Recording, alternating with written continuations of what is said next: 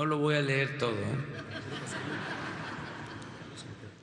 Cuando tomé posesión de la presidencia de la República, el 1 de diciembre del año pasado, hace 9 meses, sostuve que asumía el compromiso de convocar a los ciudadanos para emprender juntos la cuarta transformación de la vida pública de México.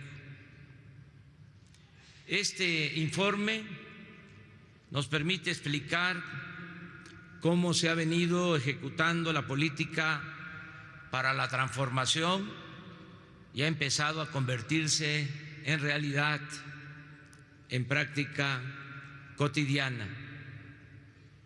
Y queremos convertir en práctica generalizada el ideal de nuestros liberales del siglo XIX, que sostenían al margen de la ley nada y por encima de la ley nadie. El Poder Ejecutivo ya no interviene, como era costumbre, en las determinaciones del Poder Legislativo ni del Judicial. Respeta las atribuciones y jurisdicciones de las instancias estatales y municipales. No se entromete en las decisiones de órganos autónomos como la Fiscalía General de la República, el Banco de México, las autoridades electorales y la Comisión Nacional de los Derechos Humanos. Estamos transitando hacia una verdadera democracia.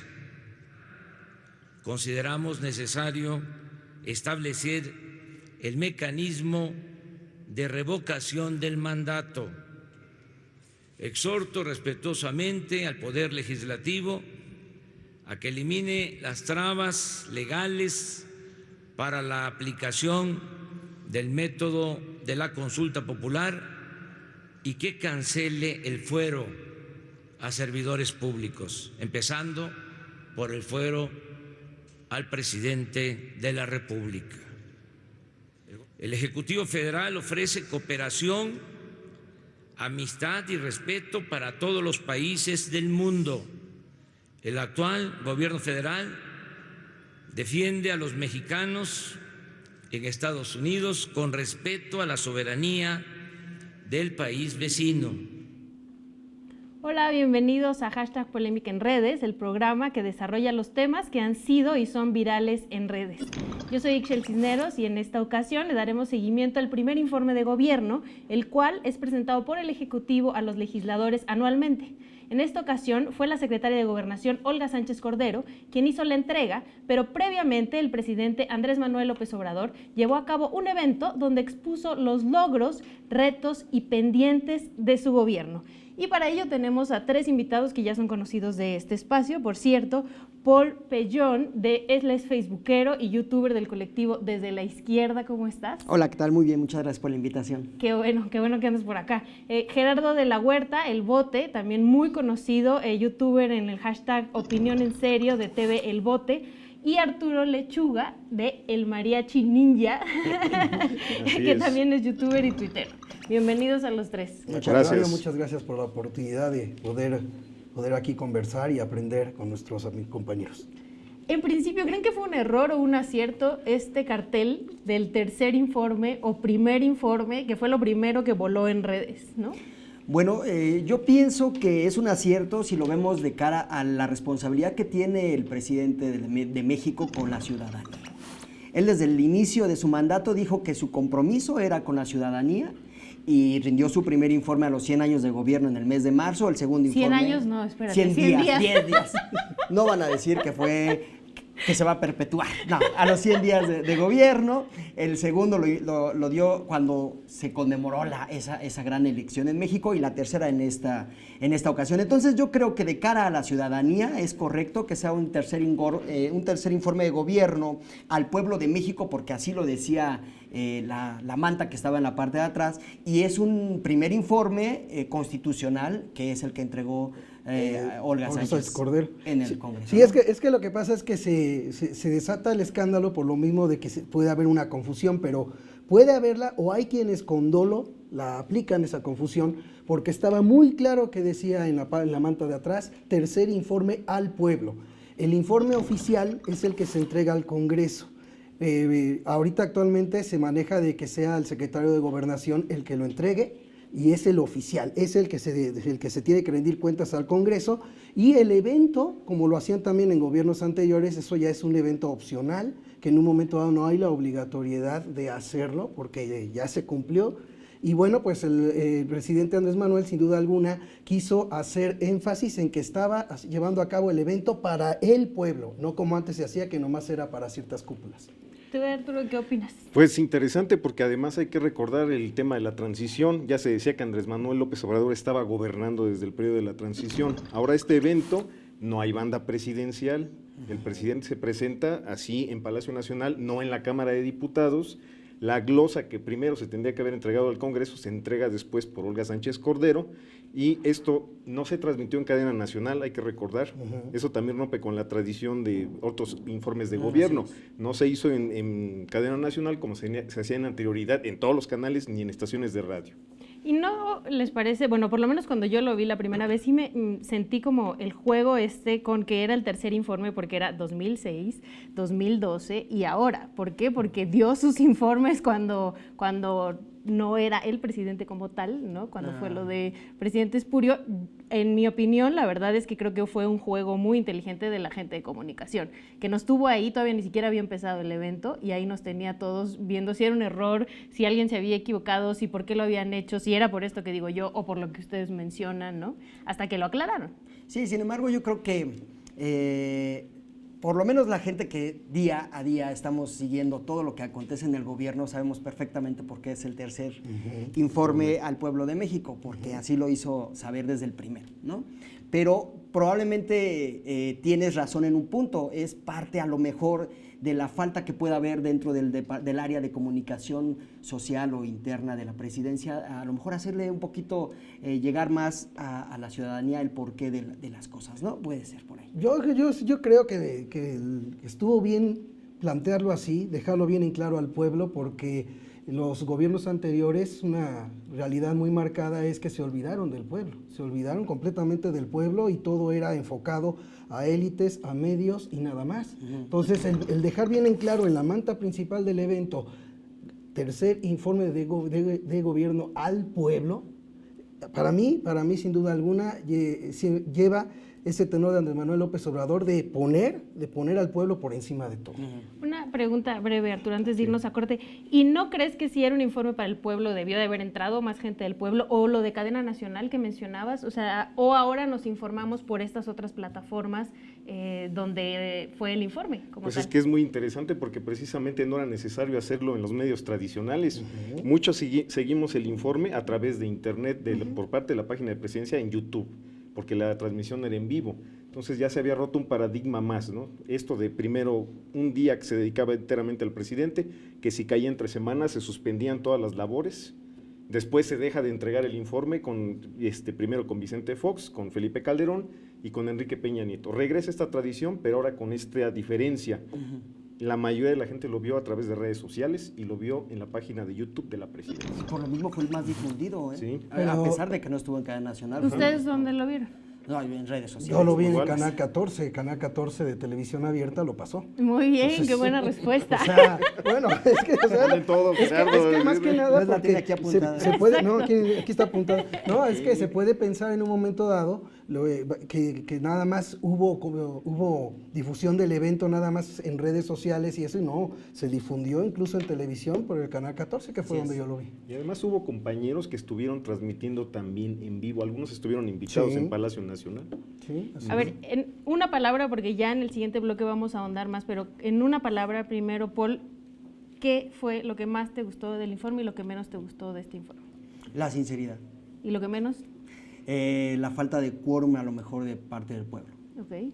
A mí me gustó sin duda alguna la sinceridad, la claridad con la que expresó Andrés Manuel López Obrador sus puntos, y lo que la verdad no me gustó fue que se siga nombrando a los potentados, dándoles un lugar que desde mi punto de vista desde hace mucho no merecen. Y bueno, pues eso fue lo que no me gustó. Específicamente la menciona Carlos Slim. Carlos Slim, y hablar del Consejo Coordinador Empresarial, y francamente, o sea, si bien ahorita están ellos llegando a acuerdos, que es muy importante porque es parte de la política que está haciendo Andrés Manuel, yo creo que se le está dando mucho realce, porque aún con lo que puedan invertir en México, nos quedan a deber muchísimo, pero muchísimo a los mexicanos con respecto al bienestar que debería de haber habido por los apoyos y por las facilidades fiscales y todo lo que a ellos se les ha apoyado por parte del gobierno. Gran tema, ahorita volvemos a él. En esta cuestión del presidente, conciso, claro, breve el informe. Tal vez lo que está a discusión es la presencia de Germán Larrea de Grupo México. Claro, claro. Uno de los que organizaron la Operación Berlín, por cierto, ¿no? Aparte de los daños al río Sonora y este derrame que hubo de ácido en el mar de Cortés, ¿no? ¿Creen que el presidente tiene que también lidiar con estas fuerzas? Sí. Sí. Por supuesto Sí, que sí, tiene sí. que lidiar Tiene con que- todos los grupos tiene que existan en el país, absolutamente. No puede dejar a ni un solo grupo fuera, porque precisamente ese fue el error de los gobiernos anteriores. Desafortunadamente fue la gran masa de la clase media y baja la que dejaron fuera, pero el Andrés Manuel debe de tomar a todos y debe platicar con todos y debe negociar con todos los grupos sociales, políticos y económicos. Pero del ahí hay país. algo que ya ha mencionado el presidente, la separación del poder económico Claro. del poder político. Siempre tiene que Eso tiene que existir. ser. Pero eso no quita que se pueda llegar a acuerdos, y máxime porque el PRIAN entregó un país sometido, sobreendeudado, y no hay de otra. La única forma de poderla llevar es precisamente llegar a acuerdos con quienes han tenido el control económico del país, porque así lo entregó el PRI y el PAN. Así es. Bueno, ahora que regresemos hablaremos ya más bien si el presidente también le habla a la oposición, si le tiene que hablar a todos, pero bueno, mientras tanto, mientras volvemos, les invito a opinar en nuestras redes con hashtag Polémica en Redes y en Twitter con Canal 14MX. Regresamos.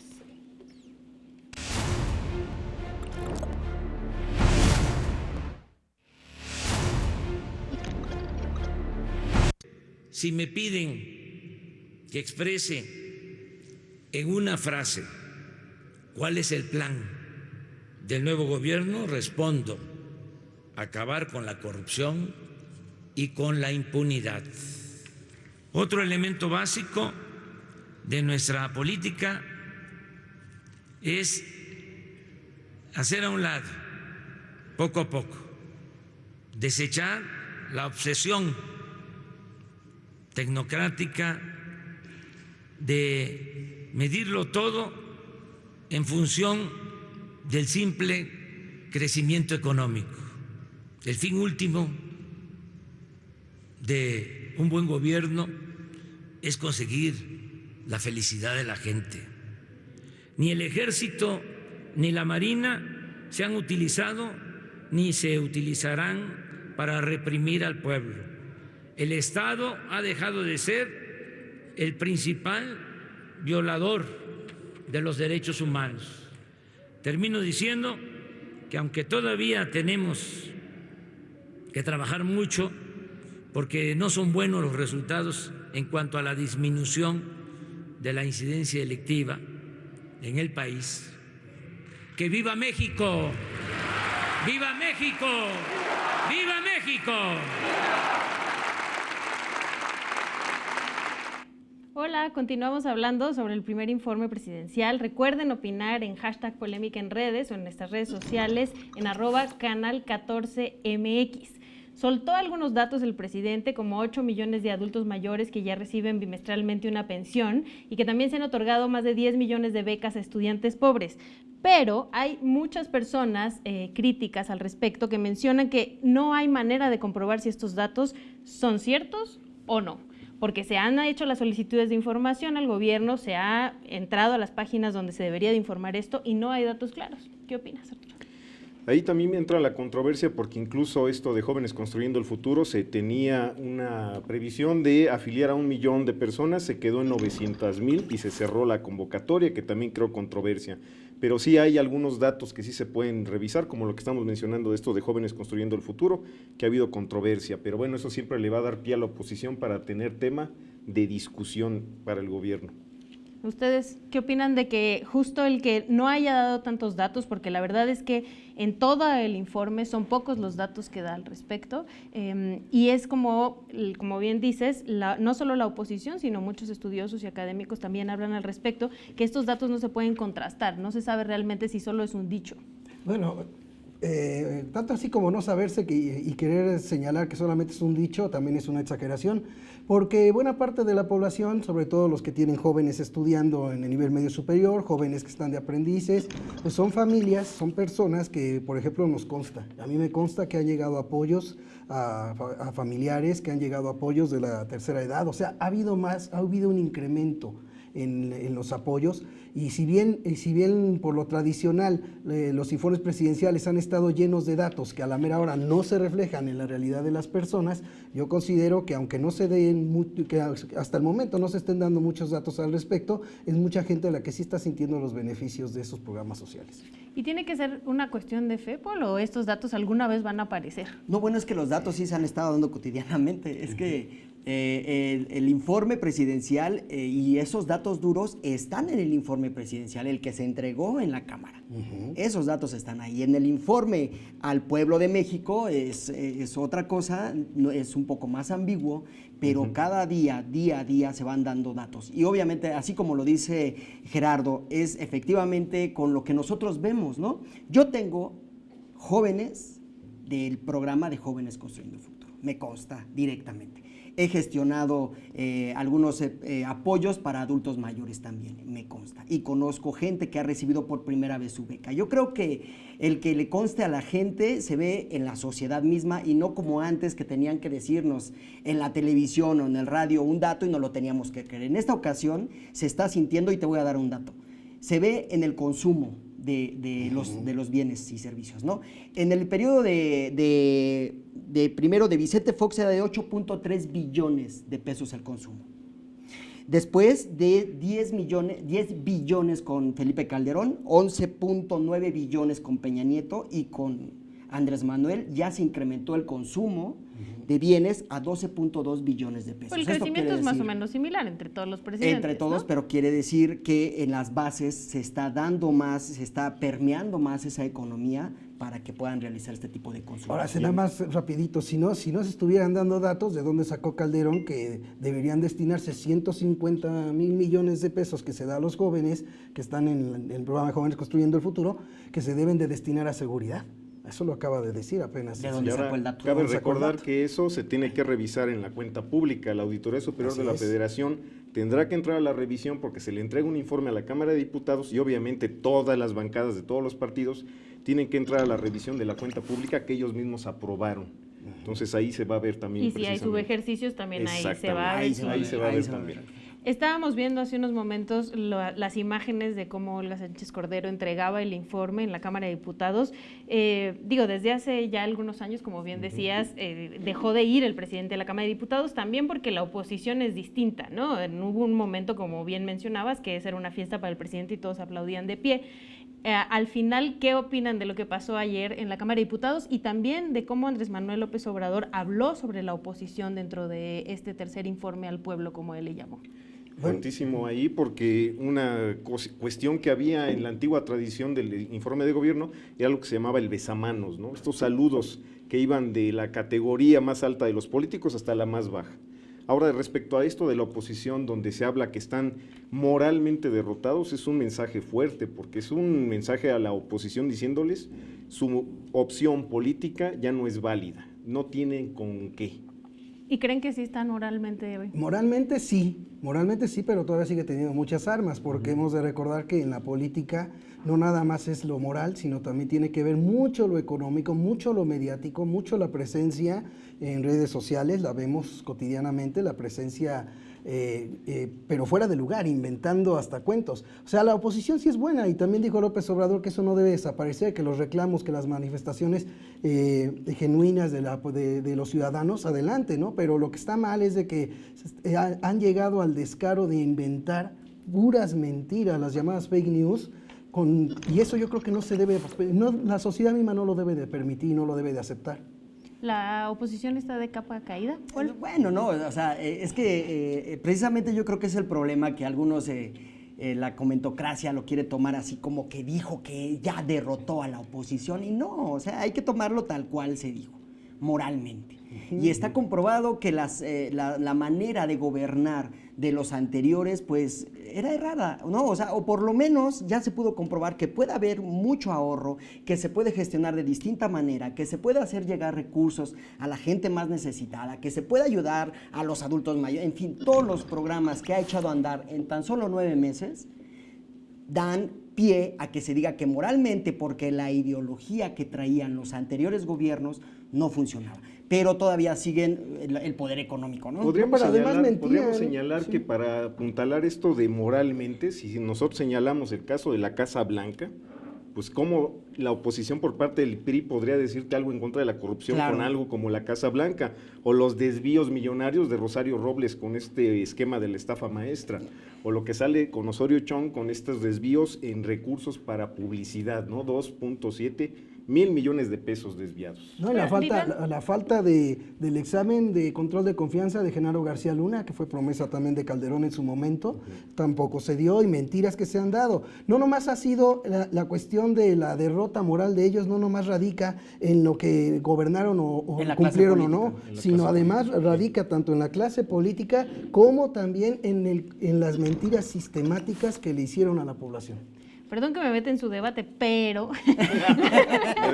la verdad es que yo sí creo que la clase política la oposición de Andrés Manuel está muy dividida, y ese es el gran problema. O sea, que realmente no los considera una oposición como tal el presidente, porque están muy divididos y no son una fuerza real. Están divididos y están debilitados. O sea, ahorita que estábamos viendo a politólogos, analistas políticos, tuiteando y facebookeando memes.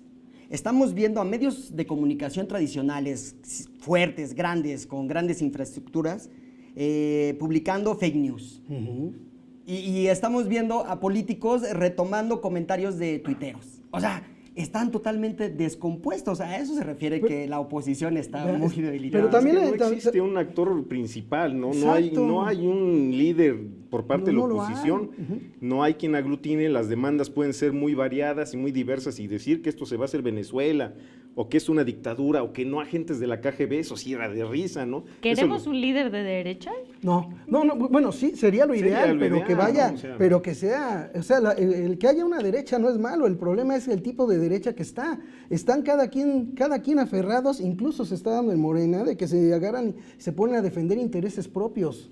Y eso es lo que está creando división. Si en Morena está pasando, en los demás partidos es peor, porque ellos han tenido intereses particulares desde hace mucho tiempo. Entonces ahora que ya no están en el poder, ahora cada quien está queriendo jalar por su lado y crear partidos o lo que sea y lo que quiera agarrar. O sea, cada quien está viendo por lo suyo. Y así también fue cuando gobernaban. Por eso mismo al país lo dejaron todo mal, no les importó el pueblo, ¿no? Un poco así es la clase política en este país, ¿no? No es una cuestión partidista. Pero ya se están dando excepciones, y muy honrosas excepciones, y no solamente estoy hablando por Andrés Manuel, hay honrosas excepciones que se han venido dando en los últimos años, ¿eh?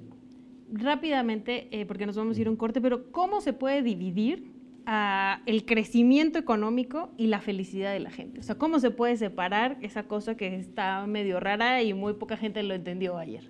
No es que se quiera dividir el crecimiento económico de la felicidad de la gente. Yo creo que lo que se quiere es frenar el poder económico que influya sobre el poder político. Esa manera que tenían los empresarios de presionar al gobierno precisamente con los contratos, ¿no? Por ejemplo, lo que se dio con las medicinas, que bueno, era un robadero, se estaban pagando sobreprecios inmensos, y la compañía farmacéutica amenaza con no surtir los ¿Y no choca ese discurso con felicitar a los empresarios que están ahí sentados? Lo que pasa es que hay que ver. está el punto delicado. Entra algo también interesante que tiene que ver con la distribución de la riqueza, ¿no? O sea, puedes tener un país que crece al 4%, al 7%, exacto, pero si no hay una redistribución adecuada, equitativa de la riqueza, es muy difícil que le puedas dar felicidad a la gente a través de eso, ¿no? O sea, no tienen sueldos adecuados, no tienen trabajos satisfactorios, no sirve que haya un crecimiento si no hay una distribución equitativa. Si no llega al pueblo el crecimiento, o sea, sí, si la mayoría del crecimiento, por muy bajo que sea, nomás se queda en los cuates y el pueblo no lo recibe, para nada, de nada sirve tampoco un crecimiento así. Yo estoy convencido de que si bien están planteando, se está manejando incluso en cifras de que ha habido un estancamiento, ¿sí? de que se ha frenado el crecimiento económico, lo que es una realidad es que ahora está recibiendo más apoyo social muchísima gente que antes no recibía, aunque el país crecía más. Nos quedamos con esto, pero volvemos, lo prometo, contigo después del corte. Volvemos y los invito nuevamente a opinar en nuestras redes con el hashtag Polémica en Redes y en Twitter con @canal14mx. Regresamos.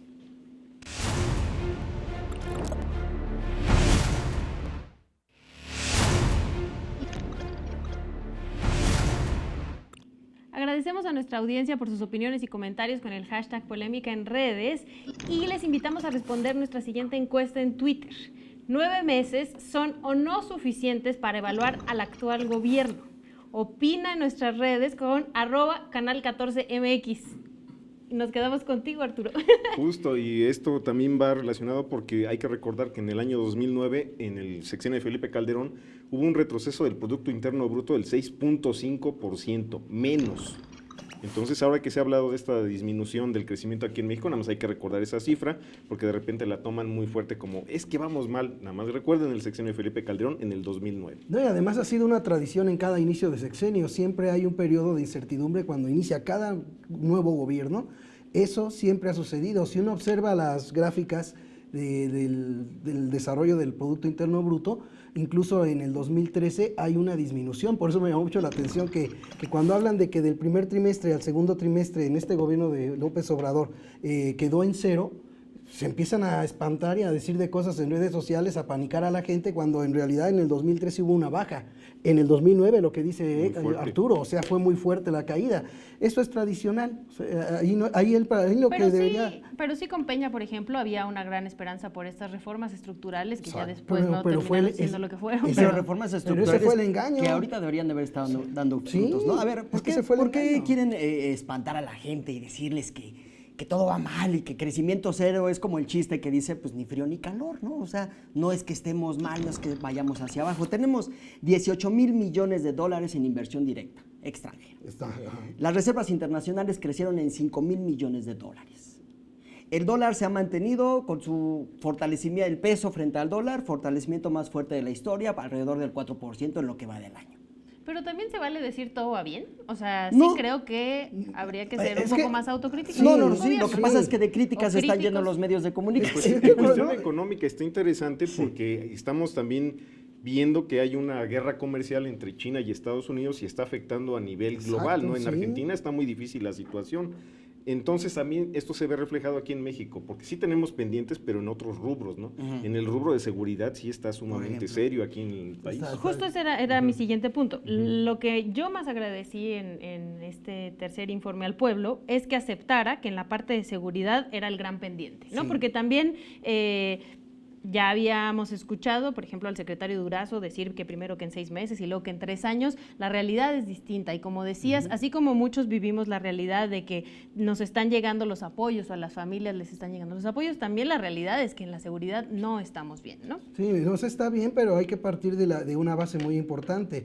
Una cosa es lo que un candidato tiene de información, al igual que los partidos políticos, al igual que los ciudadanos, incluso los medios de comunicación, y otra muy distinta ya es la realidad, la información que recibe el que va a gobernar México, que los que van a gobernar, y la información obviamente es diferente. Y el presidente por de eso mismo, inclusive de ahí sacó los datos Andrés Manuel López Obrador de que no había la capacidad suficiente policial y por eso se llevó a cabo la decisión de tomar la Guardia Nacional. Si bien es cierto, como comentan, de que no es, y mismo López Obrador señaló de que no son resultados buenos en seguridad, también hay que recordar que el retraso en que se implementara la Guardia Nacional fue de los mismos detractores, de la misma oposición, de los Pero mismos la de Guardia derechos Nacional humanos. es muy pequeño, ¿no? O sea, la Guardia Nacional realmente, independientemente de que sea civil o militar, que en este caso no es civil, es militar, es una cantidad de elementos muy pequeña y él mismo también lo dijo en el informe que espera que crezca, pero en este momento están realmente en las fronteras cuidando como ciertas cuestiones, ¿no? En el caso de migración o en algunas ciudades como en la Ciudad de México.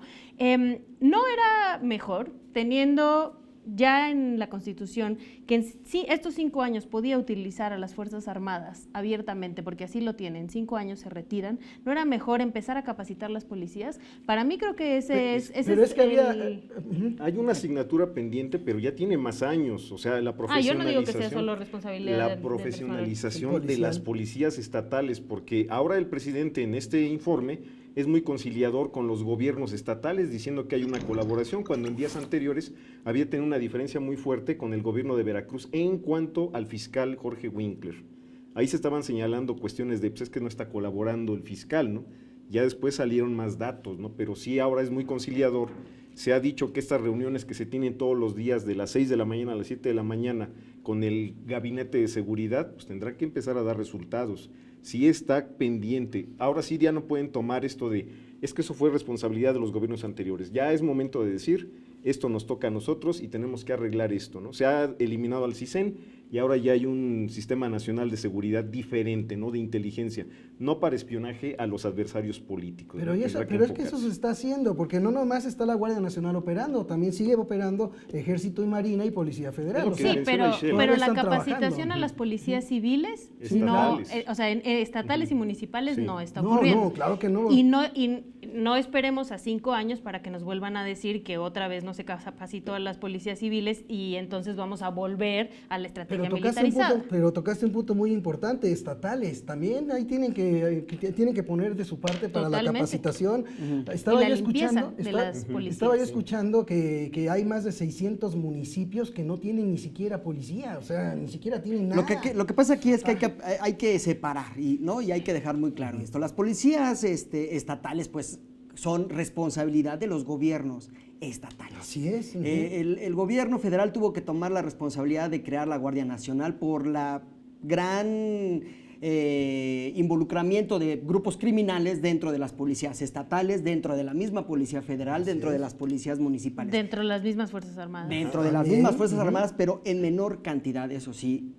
Yo creo que igual fue algo son cifras que que no se conocen. Es que lo podemos ir escalando precisamente con un problema que ya tiene más de 20 años, ¿no? O sea, la creación de la Policía Federal es precisamente para permitir que las policías estatales se capaciten. La entrada del Ejército y la Marina con la misma función de que las policías estatales y municipales se capaciten y no ha ocurrido, ¿no? Es que no lo Incluso el problema se fue más grande. Ese es el pendiente, que no nos vaya a pasar lo mismo que ya nos pasó en los sexenios anteriores, donde se espera que alguien, no sé quién, limpie y capacite a las policías municipales y estatales, porque si al final el Estado, al enviar ya sean los militares o el ejército o en este caso la Guardia Nacional, le quita la responsabilidad a los propios gobernadores, como bien decías, de mejorar sus policías civiles, pero tampoco lo está haciendo en este caso la Federación. La Guardia Nacional iba a ser civil y terminó siendo militar por lo mismo, porque no hay elementos civiles, ¿no? Según nos dicen. Sí, no se tienen los suficientes. Ahorita son 58,000 elementos los que están ya integrados en la fuerza y se espera que sean 140,000 elementos los que se lleguen a integrar, ¿no? Yo creo que sí hay que echarle muchísima velocidad a este tema. Recordemos también que fue el PRI y el PAN los que frenaron el que se creara la Guardia Nacional en oportunidad. Fueron los que estuvieron retuviendo este asunto. Entonces, espero que realmente se tome conciencia de esta situación y se avance para fortalecer este rubro, porque sí está muy grave y sí necesitamos mejor seguridad, ¿no? Hace falta más acción, eso es lo que hace falta. Hace falta de inmediato más acción, pero sí también, por ejemplo, a lo que comentaban de la capacitación y todo esto, también hay que recordar de que la Guardia Nacional ya se hizo una ley para regularla. Ya se hizo una ley en la que va implícito que se tiene que llevar a cabo esa capacitación. Yo creo que estuvo bien, aunque esté lento, partiendo de la enorme corrupción y de la colusión que ya había en las fuerzas, incluso federales, por parte del crimen organizado. Empezar de cero es lo mejor. Arturo, ¿hasta cuándo tiene el gobierno federal para que los mexicanos y las mexicanas sigamos dándole como todo el cauce a Andrés Manuel López Obrador. Es que precisamente eso puede generar un desgaste, él no da resultados en materia de seguridad. Dejemos de lado la cuestión económica. Si no empieza a haber en un año esta solución, porque hay que ver que hay estados con una problemática muy fuerte, como es el estado de Jalisco, ya vimos el estado de Veracruz, con lo que pasó en Coatzacoalcos, Tamaulipas, y en Michoacán en este momento, porque incluso Hipólito Mora ha vuelto a decir que pues se tendrían que armar de nuevo estas autodefensas, porque no tienen resultados, ¿no? Entonces, esto sí puede empezar a generar un desgaste muy rápido de la credibilidad del presidente. Sí. Ustedes- No, yo no le daría un tiempo futuro, es ya. Ya. Pero hay que recordar, O sea, la seguridad sí, que no. necesita la ciudadanía es de ya. Y inmediato. si eso no cambia, ¿hasta ustedes cambiarían de opinión? No, No, nosotros, no, no. nosotros siempre estamos comprometidos con este. No, lo que hay Es que que no ver se aquí- trata de cambiar la la opinión de opinión. manera No, no, no. superficial, o sea, Sí, hay que ver también de dónde viene todo sí, el problema. conforme ¿no? vaya cambiando, porque además no hay que perder de vista que hay un límite para la Guardia Nacional para que dé resultados. 5 años, punto. Ese es el límite. Sí, es el límite. Y O sea, también especialmente para la está gente la más acción tiene que afectada. iniciar. Sí, la acción. O sea, la gente que está más afectada, como en el estado de Michoacán, de Tamaulipas, hay que ver que en Tamaulipas volvió a ganar el Partido de Acción Nacional. De 21 que eran 21 municipios en disputa, ganaron 20. Es Acción que Nacional. también es el problema. O sea, Muchos ese se es el siguen problema. viendo con el espejismo y siguen votando por los que generaron el problema. Pero Porque sin los dar que han resultados. generado todo este problema, no pretendo yo justificar a Andrés Manuel, pero en realidad este problema de inseguridad tremendo, de este país sometido a hombres de negocios, de este país sobreendeudado, es algo heredado. Es Pero como también un él- tren que quiere uno Pero detener. él sabía en lo que se estaba metiendo, quiero suponer, ¿no? Pero no todo. Es que lo que sucede, una cosa es la información que podemos tener todos en su momento, pero ya la información que le llegan ya de primera mano, el gobierno está así, el país está así, ni siquiera nosotros la conocemos.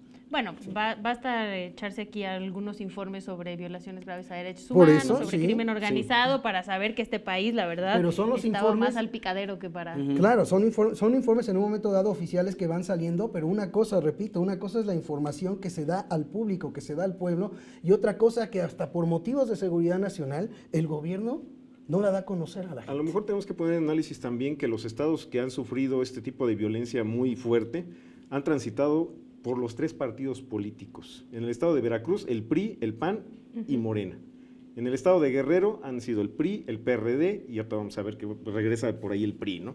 En los estados de Puebla también, que tienen un problema muy, muy difícil, ¿no? En el estado del PRI, del PAN y ahora Morena. Entonces, ahí podemos medir precisamente ese tipo de situaciones. En mi Si estado no, natal, Sonora, el PRI, el PAN y Morena arrasó en las elecciones ahora. incluso el caso ABC, Sí. el caso ABC No, con el caso Padres, ABC, de ahí no. se agarró también el Es que el yo creo que la candidato del- descomposición social viene desde, o sea, es más que partidista, ¿no? O sea, un joven ahorita que cometa algún delito que tenga 20 años, nació con el PAN, nació con Fox, creció con Calderón, Sí. se crió con Peña Nieto, y dependiendo de las oportunidades socioeconómicas que tuvo en esos periodos, es el resultado que estamos teniendo ahorita. ¿Y por qué aumentamos, por ejemplo, las penas a la prisión preventiva? O sea, ¿qué razonamiento hay ante eso si sabemos que esos jóvenes son fruto de algo que creó un sistema? Yo creo que el sistema jurídico nacional sí estaba muy mal aplicado. A lo mejor no era tan Sigue necesario estando. que se incrementaran, pero sí era necesario que se aplicaran. Yo creo que el problema en las leyes en México es más bien un problema de aplicación y no un problema de que estén mal hechas, ¿no? No, yo creo que es de interpretación. De interpretación o de Sí, aplicación, o también sea, de lo que hacen los aplicación. jueces y magistrados. Porque si hay tantas denuncias o hay gente que no denuncia, pero resulta que nunca hay investigaciones y nunca se llega al castigo a culpables, eso es grave, Eso ¿no? es Entonces, impunidad, ¿qué- que eso es es lo que impunidad? quiero que hablemos en Sí. el siguiente. ¿Qué es lo que hacen entonces? Fijar una prisión preventiva para que haya un poquito Para más que de haya un tiempo poquito para más de revisar orden. la- Sí, o sea, la Bueno, situación, vámonos ¿no? al corte y volvemos con esto de la impunidad. Y tú que nos acompañas, ¿qué piensas sobre esto? Mientras volvemos, te invito a responder nuestra encuesta en Twitter.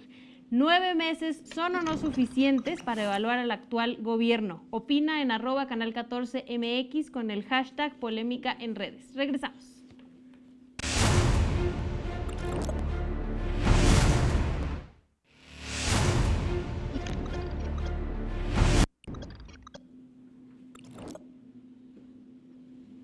acá el gabinete legal, si usted no lo conoce, eche un ojillo. Estuvieron en primera y segunda fila en ese tercer informe la secretaria Olga Sánchez Cordero de la Secretaría de Gobernación, Jorge Alcocer, el secretario de Salud, el secretario de Educación Pública Esteban Moctezuma, también el muy famoso en redes sociales Arturo Herrera, secretario de Hacienda, también está por ahí Marcelo Ebrard, que también es bastante famoso en redes, el secretario de Relaciones Exteriores, el de la Sedena, el general Luis Crescencio Sandoval, en la CEMAR también el almirante José Rafael Ojeda Durán, y también una secretaria muy famosa en redes sociales, la secretaria Irmeréndira Sandoval, de la Secretaría de la Función Pública. Y en el gabinete ampliado está en el IMSS Zoe Robledo, en el ISSSTE Luis Antonio Ramírez, Octavio Romero Oropesa en Pemex, en CFE, quien por cierto lo mencionó en el informe, Manuel Barlet Díaz, y tiene mucha historia en este país, y en Conagua Blanca Elena Jiménez Cisneros, mi tocaya de apellido. Volvemos, muchachos. Mi pregunta. En principio, ¿cómo va a combatir a la corrupción y a la impunidad? Que fue su frase de cómo describiría su informe, ¿no? Voy a combatir a la corrupción y a la impunidad. Bueno, De hecho, yo ya- creo que mira, Vamos de acá para acá. la corrupción sí la empezó a combatir desde los primeros días, ¿no?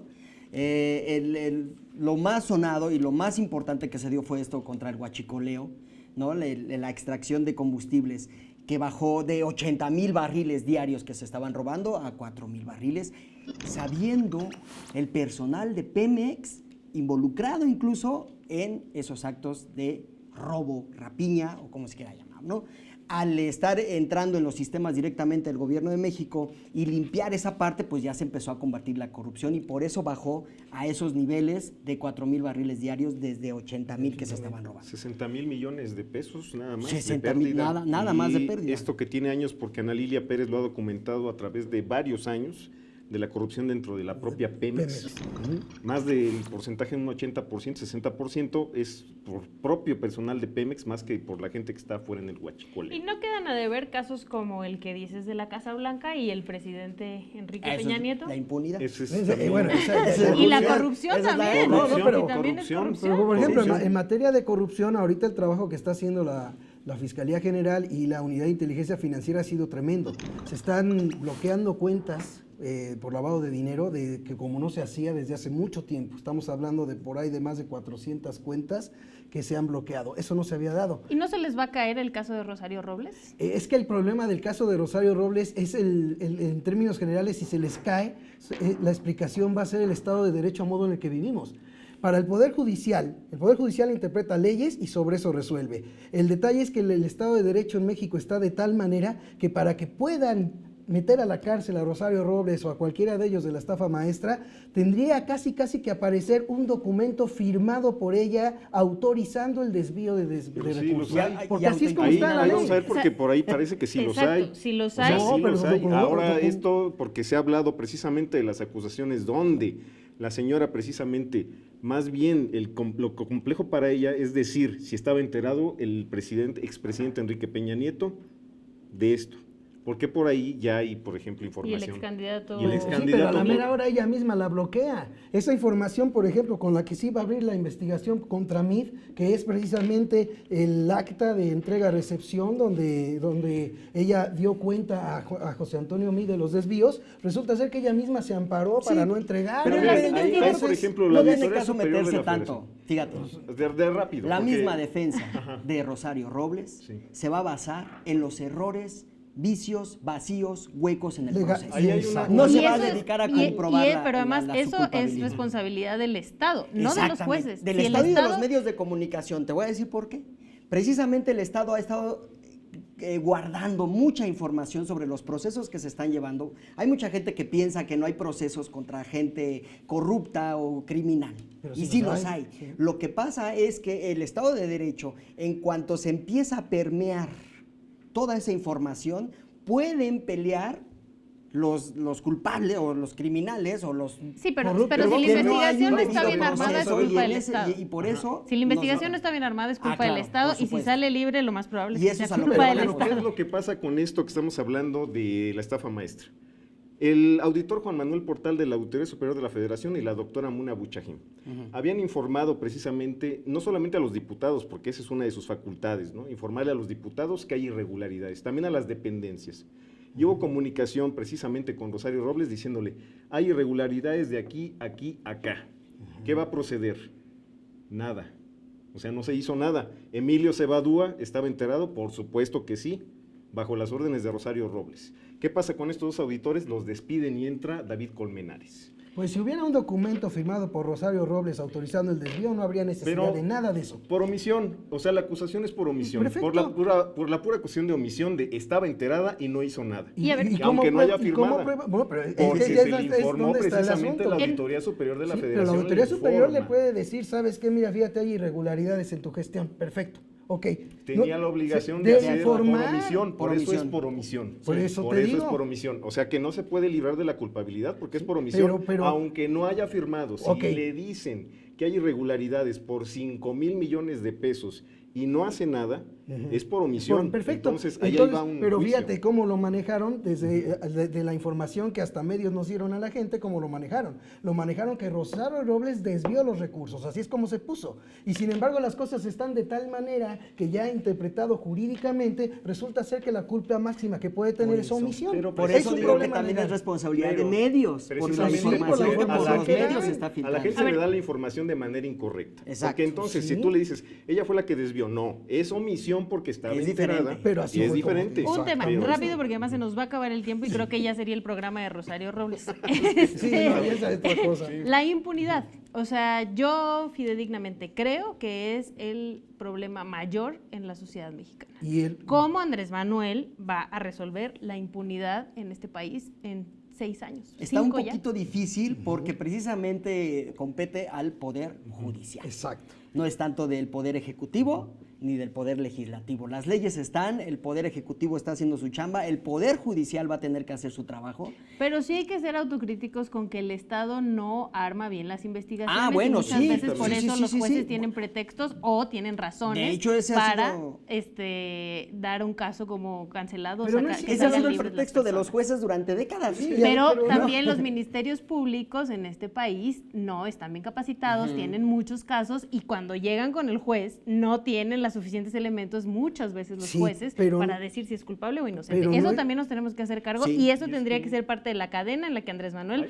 tendría que enfocarse. Hay Sí, varios pero no es niveles. igual. Ajá. Hay varios niveles porque incluso en casos pequeñitos, que no estoy diciendo que sean pequeñitos a comparación de la estafa maestra, una mujer acude a denunciar un abuso sexual en el metro. ¿Qué es lo primero que le dicen los policías? No denuncie.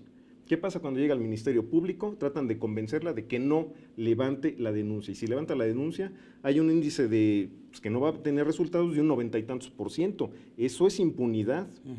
O Sí, sea, eso claro. es impunidad. Y eso estamos hablando del nivel de calle, ¿no? Sí. No, sí, pero sin duda alguna se tiene que ir comenzando precisamente por poner orden. El gobierno de Andrés Manuel López Obrador ha empezado por poner orden, es que hacía falta poner orden. Cuando nos encontramos con casos que no están bien sustentados es que nunca falta el que le echó de más, nunca falta el que no lo el que deliberadamente maneja una acusación que no correspondía al caso. Y por eso mismo a la mera hora no lo pueden integrar. Esto pasó en los sexenios anteriores.